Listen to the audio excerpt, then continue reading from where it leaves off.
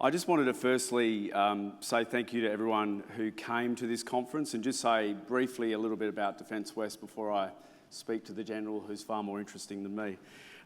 Defence West is committed to growing defence industry in the national interest. And I'm honoured to be leading a committed team who is working very hard to make this happen. We work very closely with Defence. It's about partnerships and collaboration.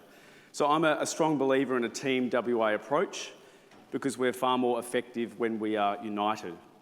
And I think it's very pertinent that we speak to the Chief today.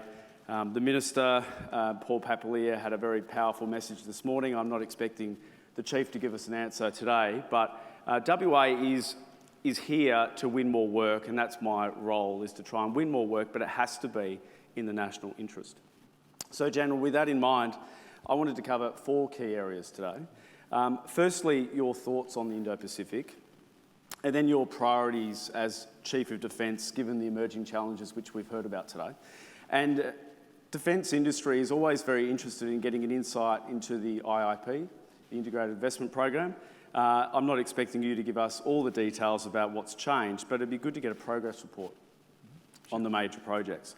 And because we're in WA, it'd be remiss of me not to talk about what opportunities there are for Western Australia. How can we help the national interest and the defence of the nation? There was a lot of talk about the tensions in the region, and I noted a very interesting opinion piece by Stephen Smith and Hugo Siebel from the Perth US Asia Centre in the West Australian the other day. It talked about 2 major contributing factors to the uncertainty in the region. The first is an increasingly assertive China under Xi Jinping, and the policy uncertainty and unilateralism of President Trump. And I'll quote something that was in the op-ed. It said, "One thing remains a constant. The world's economic and strategic centre of gravity continues to move closer to Australia, WA, and our part of the world, the Indo-Pacific region." So what is your assessment of the security situation in the Indo-Pacific, and what are the things that keep you up at night? Thanks, Matt, and welcome to your new job. Thanks. Look, ladies and gentlemen, I'd like to start by saying the Indo-Pacific, for an island continent nation utterly dependent on a trading relationship with the world, is, I think, the right way to think about our relationship with the world. And then to acknowledge there is an enormous amount of cooperation in both the Indo-Pacific and our global community of nations. But those 2 most important nations for the Indo-Pacific region, if not for the world, United States and China, certainly have some issues of competition at the moment that is unsettling. We've seen some market volatility in recent days, I think, which is playing to the points that you've raised with regard to uncertainty or a degree of tension in the relationship between those 2 great powers as they come to understand and consider how the next phase of their relationship will play out. Now, their relationship, of course, plays out on everybody else's relationships in terms of the connections to those great powers and to the rest of the world.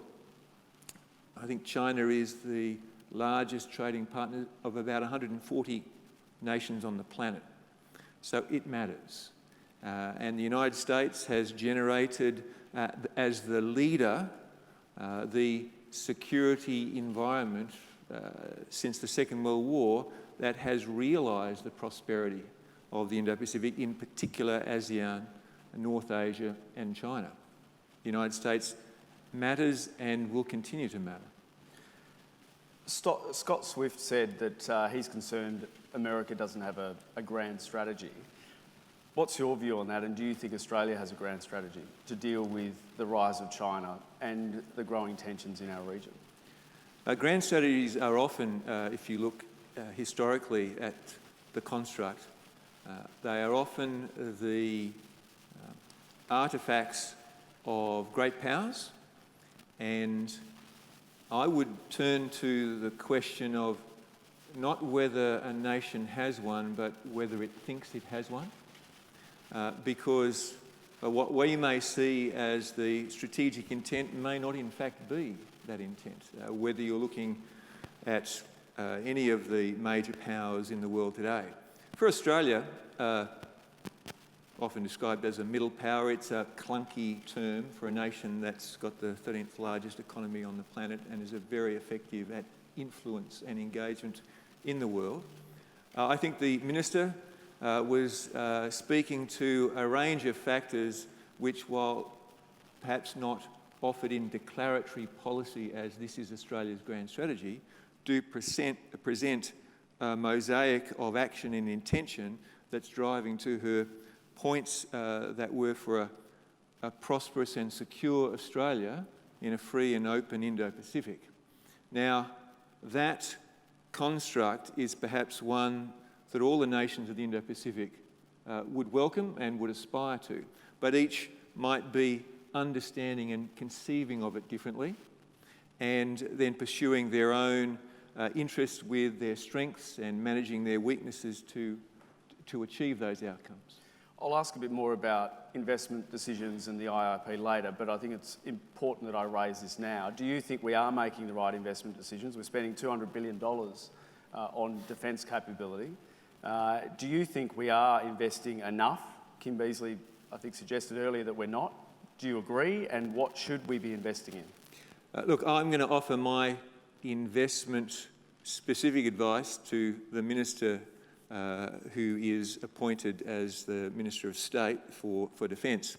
But in terms of the anxiety or uncertainty in an environment characterised by strategic change and the rubbing of great powers against each other in the international system, the Governor is correct that the full breadth of Australian strategic commentators, much more experienced than I in these things, are expressing concern. And then rightly looking at the integrated investment program and asking the question, where to from here?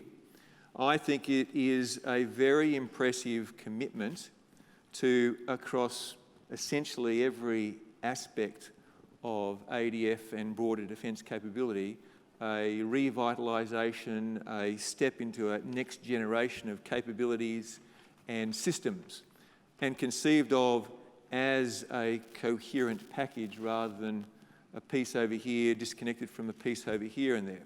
So I'm going to invite the audience to explore what is the commentary of Australia's strategic thinkers.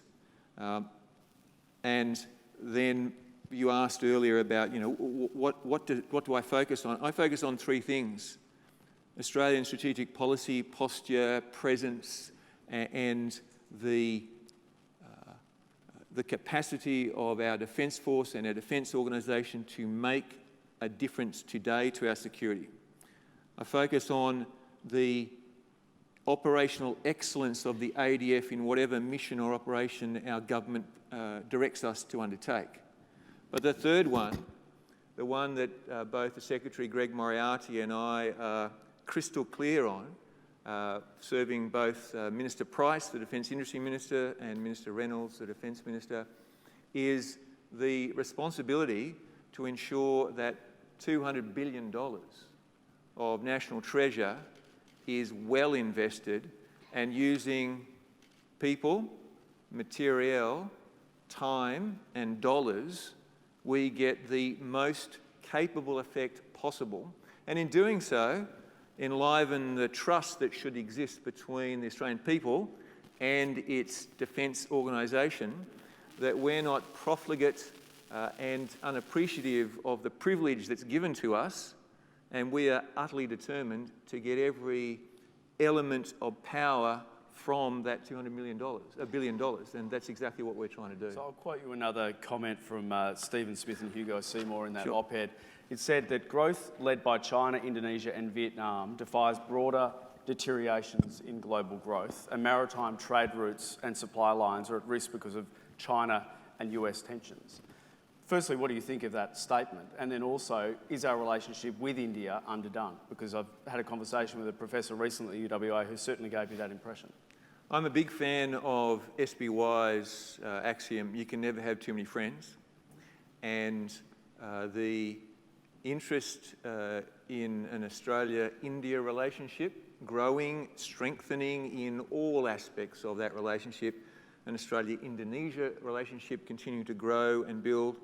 Those are two key priorities of not just this government or the Defence Force and the Department of Defence, but a succession of governments and senior leaders in defence. But I would add to that our long-term and close relationship with Japan, with South Korea, our alliance relationship with the United States, and of course our partners here in the Pacific side of this relationship with New Zealand. There are a great deal of effort that can be applied into the question of the Indian Ocean and India, a nation of extraordinary potential, a vibrant, a stable, even in its chaotic nature of the way it expresses itself sometimes, a democracy of both length, stability and scale, and one that is reaching out into the world and has many shared interests and values that are the basis of a solid and mutually beneficial relationship. So, as our Minister mentioned, as Mr. Miles mentioned, I can only see a progressive upside in the Australia-India relationship. I've just been in Indonesia a week and a half ago.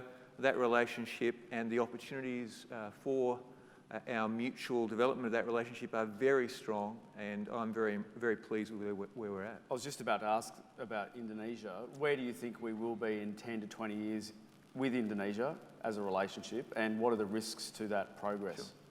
Sure. I think we'll be close partners, and if we're close partners now, we'll be closer and closer. They are an incredibly important nation in our broader Indo-Pacific region, in ASEAN, as a neighbour to Australia. And if you not skew the map as it would describe, but if you correctly present the map, you'll see that Indonesia is absolutely a hinge between two oceans, and it matters now, it has always mattered to Australia, and the confluence of common interest and perspective in the world, the construct Indonesia has presented of its Indo-Pacific perspective, all speak well to a relationship that I think will go to a next level in coming years. Now, the challenges to do that is just the consistent effort of application, drive and determination between two nations who, as it has been often remarked, are quite different culturally and have many different historical experiences, backgrounds, cultures, society and so forth, but live in a common part of the world and have a lot of common interest and advantage in cooperation. And I think both nations see that, and the effort applied is really the limit to where we might end up. We haven't really talked much about terrorism in this conference yet. It's something that's obviously been dominating national security for a long time. We're focusing more on China-US relationships and those bigger issues in our region. But taking into account all of the things you deal with, not just Indo-Pacific, but what's the issue that's most concerning you as Chief of Defence? You know, there are a couple of ways to answer this, and I'll get to an answer at the end. Terrorism is not going to go away. Terrorism is a reflection of the opportunity technology has enabled to empower individuals and small groups and sub-state actors.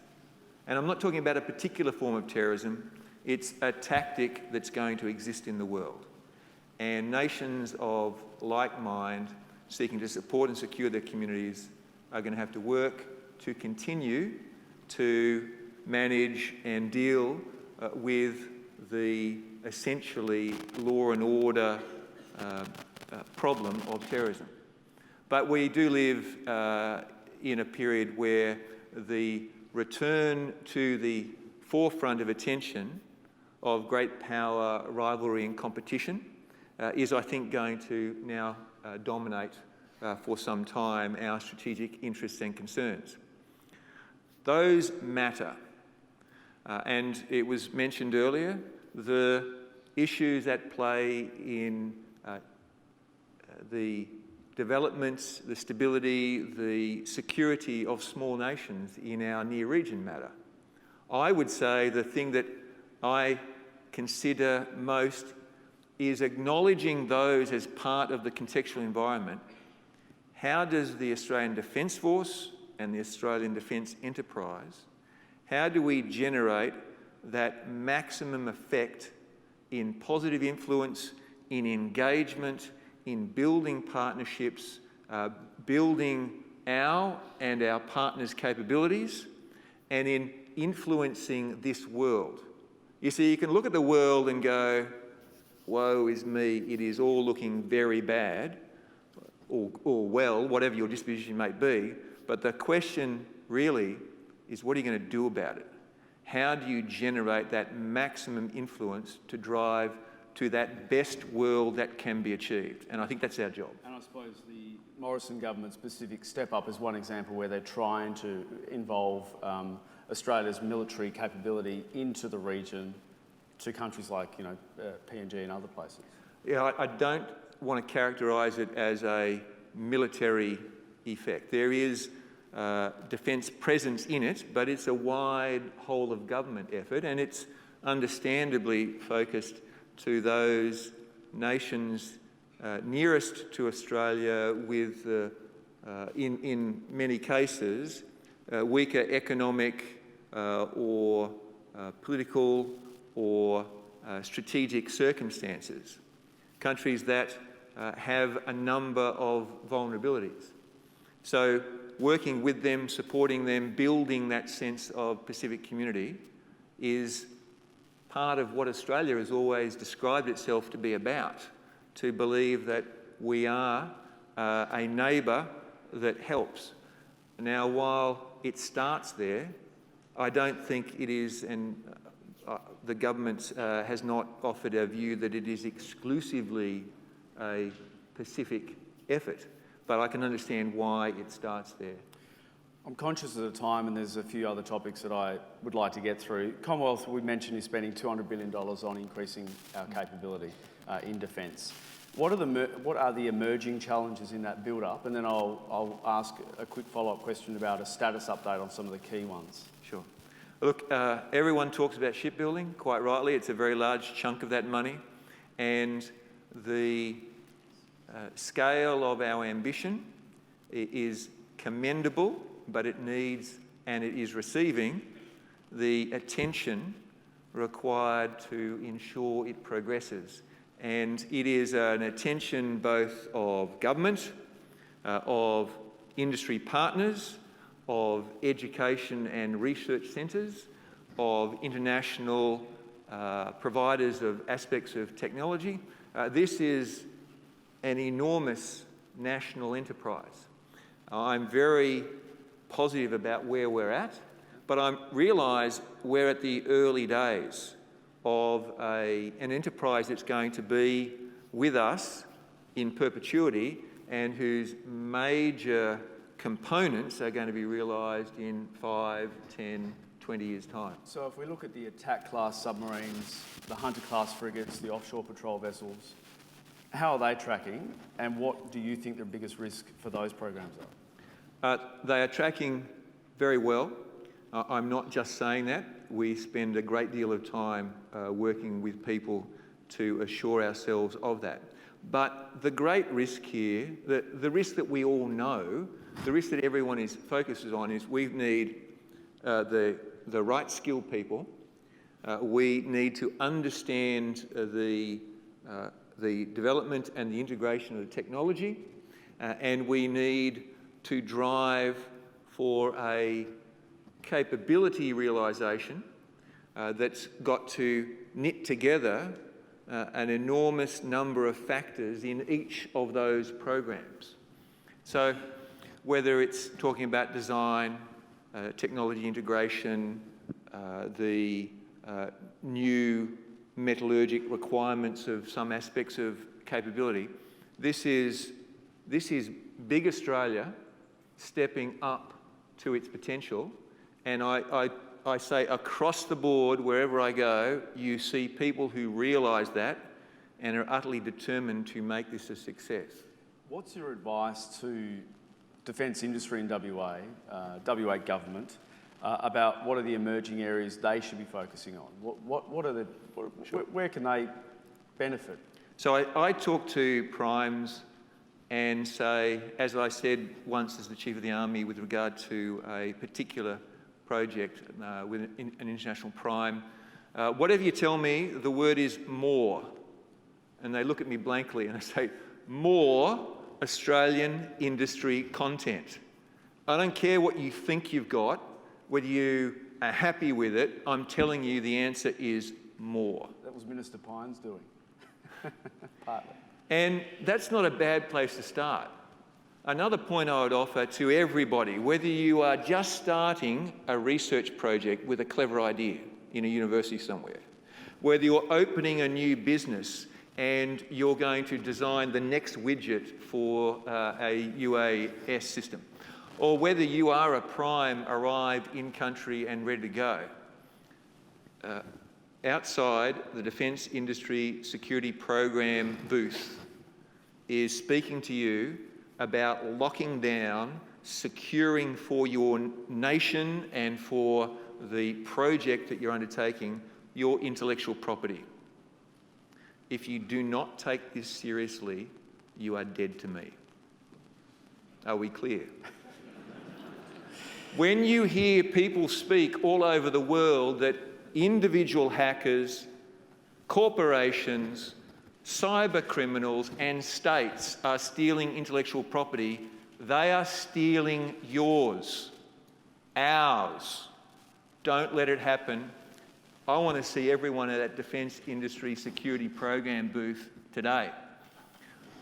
More generally, think about this as partnerships and know your ecosystem. When someone comes to me and says, we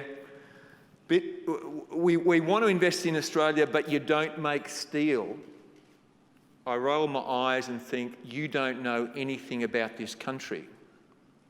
And as you start to throw out the effort to learn about this country, you see the extraordinary, innovative, real, lived capability, potential, industrial effort here. And it's a country with the research background, the engineering skills, the scientific skills, and the companies that are here. So if you don't know your ecosystem, how will you ever get to more?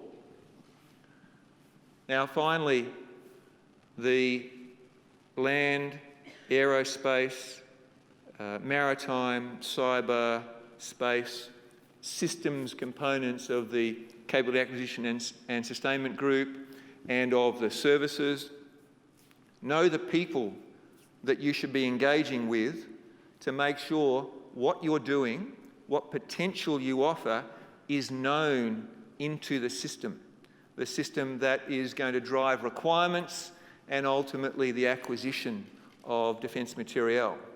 It's a really exciting time, and I would credit former Minister Pyne for injecting into industry in Australia, into the Department of Defence and the ADF, into the international community, and into his cabinet to realise the financial resource and energy to do this. We, that collective we of Team Australia across government, industry, science and technology, research in our international partners, we have to realise that potential.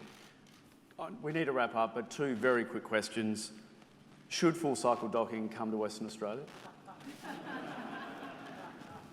Defence will, in the fullness of time, offer advice to the government with regard to the defence and strategic interest and our understanding of the industry opportunities. I appreciate that there are other aspects, other perspectives, and I know that Minister Papalia, the Premier, competitors in South Australia, industry bodies are active. That is part of the ecosystem. We're going to be offering our advice to our Minister. And one final question. A friend of mine suggested I ask this. He was an intelligence officer. He says, if Australia became involved in a medium to high intensity conflict in the next 10 to 20 years, what do you think your successors would thank you for, and what would they curse you for? They'd curse me for everything, no doubt about it. And I think I am thankful, I would hope that they will be thankful. We do have extraordinary people in this country.